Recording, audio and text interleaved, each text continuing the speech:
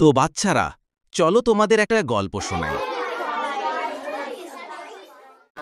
এক গ্রীষ্মকালে ফড়িং সারাদিন গান গেয়ে আর খেলাধুলা করে সময় কাটাত। অন্যদিকে পিঁপড়েরা ব্যস্ত থাকত শীতের জন্য খাবার জমাতে।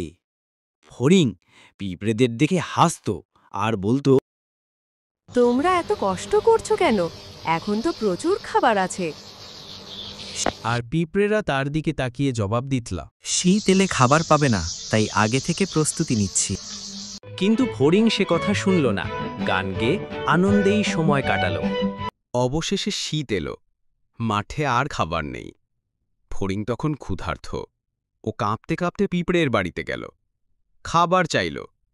পিঁপড়ে বলল, গ্রীষ্মে যখন কাজ করার সময় ছিল, তুমি শুধু গান গেয়েছ, এখন ফল ভোগ করো। ফড়িং তখন বুঝল যে শুধু আনন্দ করলে চলে না, ভবিষ্যতের জন্য প্রস্তুত হওয়াটাও জরুরি।